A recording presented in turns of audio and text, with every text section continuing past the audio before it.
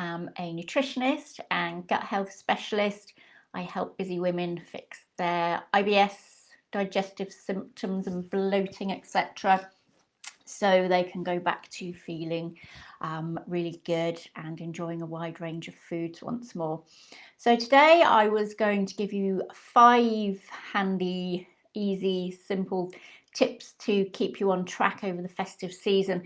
It's, a time of the year where things do tend to go out of the window a bit, which is, a bit annoying if you've got IBS symptoms or you're trying to maintain your weight loss or whatever. But, there's some, simple things that you can just implement to try and keep things on track a bit easier.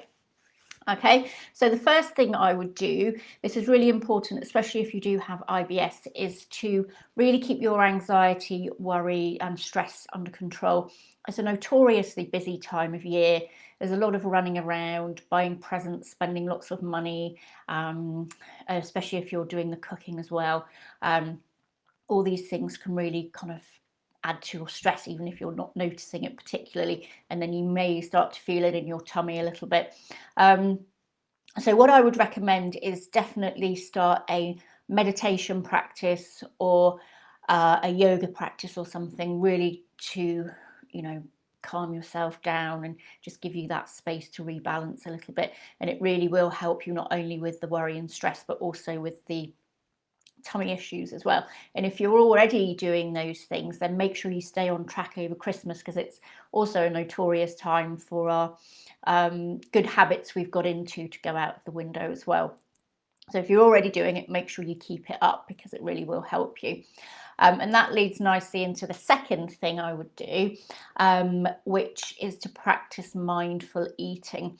This really does help you get the gastric juices flowing. You've got to smell your food first, you've got to see it, really get into the mood, because that's what gets your, want to get them moving so that when you do eat, it's digesting properly, especially if you're eating a lot in one sitting, which probably more than you would normally eat.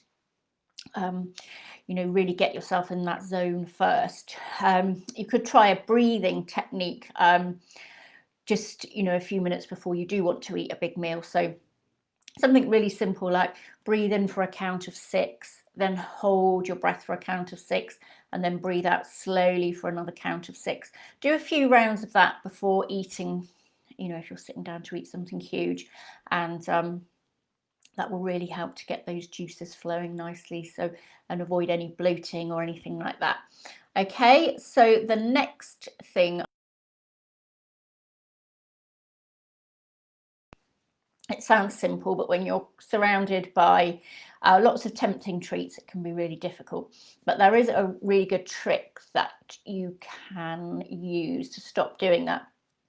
And what you need to do is focus more on very high protein foods. Luckily at Christmas, we've got a lot of nice high protein foods around.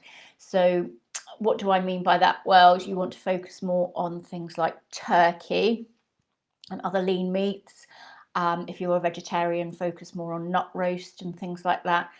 Fish, so salmon, oily fish, anything else like that you've got around, and eggs as well are another really nice high protein food, and also got lots of nice fats in there as well to really help keep you full. So the fuller you stay, then the less likely you are to be reaching for the very high carb foods, like all the pastries and roast potatoes. They would be examples of very high carb foods. And what happens is, if you eat the high carb foods, you get a big kind of influx of sugar into your system. So then you need to release lots of insulin to bring it back down, and then your blood sugar levels drop too low. So, doubly tricky at Christmas time, because then when your blood sugar levels drop too low, you're surrounded by lots of tempting treats. So if you can avoid that happening by eating more protein foods, then you will be avoiding those quite a lot as well. Okay, the next tip then is to keep hydrated. Another really simple thing you can do, if you keep hydrated, that's going to then lubricate your digestive system nicely. If you're not well lubricated and hydrated, then your stomach acids are going to dry up, your other further down your digestive tract as well is going to dry up, and then when you start eating food, that's going to contribute to bloating as well. So additionally, we're then kind of, it's very tempting to drink more alcohol than we would do normally, and that's very, very notorious for dehydrating you and giving you a headache, etc. But not only that, it will dehydrate your digestive tract as well, which obviously you want to avoid. So what I would do is, if you're going to drink alcohol, definitely stick to good quality wine, preferably red wine, and then just drink less of it. Don't be tempted by bargains where you can buy dozens of bottles of wine and it's much cheaper, because it's going to have lots of additives in it that you don't really want in there, and they're going to make you feel even worse. So stick to good quality wine, drink less of it, and then mix it up with plenty of water as well. Avoid very sugary drinks too, because that's going to have a double knock on your digestive system as well, and also your waistline. Okay, so tip number 5, you could try taking a probiotic. Now, taking a probiotic is very beneficial for some people, but some people find that it does aggravate the gut somewhat, or makes things much, much worse, particularly if you've got something like SIBO going on. And SIBO is just bacteria growing in the wrong place. So if you've got this SIBO and you take probiotics, often you're just adding to bacterial colonies, which are causing problems for you because they're growing in not in the correct place.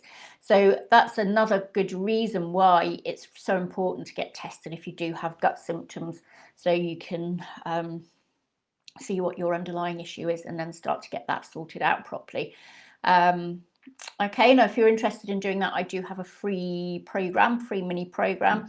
I should put a link to download it in the comments, and it just gives you a rundown of the more common reasons you may have gut problems, and a few hints and tips and recipes and things to really help you kind of start to fix things again.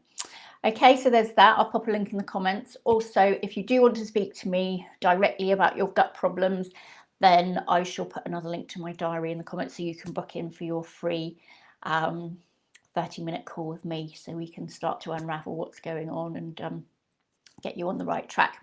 Okay, so that's all from me for today. I hope that helps you. Have a fantastic Christmas, and I hope you manage to stay on track and not aggravate things too much for yourself. Okay, I'll see you next time. Bye-bye.